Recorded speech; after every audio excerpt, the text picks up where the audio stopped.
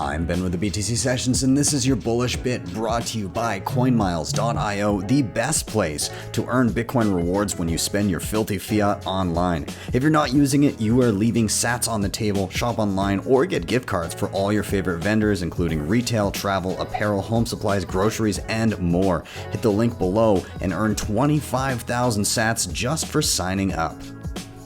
I'm going to pull up an article here. It was a piece of legislation that was just thrown through the Senate in the US. And it's not a favorable one. It's not one that's super great when it comes to Bitcoin privacy in particular, but more or less, it was a piece that just went through the Senate this week. And surprisingly, it involves Senator Cynthia Lummis. She's been very favorable towards Bitcoin and has been lauded by a number of Bitcoiners as like a positive force for Bitcoin.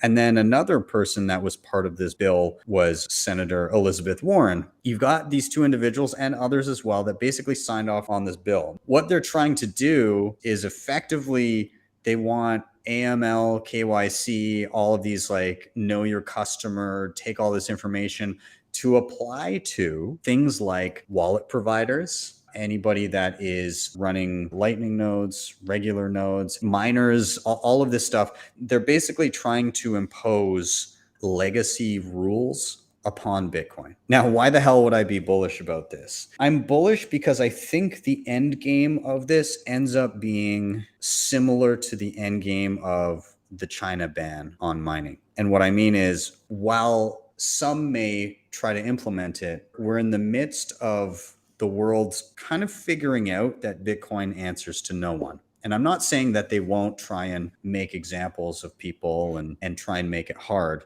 But what I'm saying is, at the end of the day, Bitcoin is unaware of those laws and Bitcoin will continue to function. I do think that they can make it a huge pain in the ass for Bitcoiners in the interim and companies and all of this stuff. But I think that down the line, it's going to shine a light on the fact that governments can't control Bitcoin. If anything, the China ban on Bitcoin mining showed the world that you can't ban Bitcoin mining. Like 20% of the hash still in China, which means all of that stuff is just flying under the radar, and that, you know, people are just slipping money to anybody that comes up on a rural town using hydro that happens to have a big mining installation. Like, the government is not able to get a handle on all that stuff.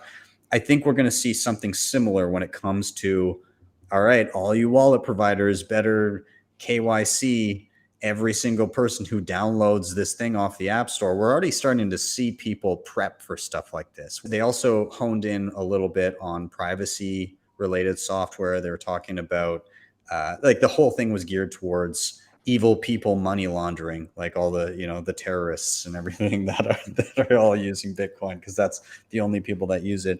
That was a lot of the language around this bill.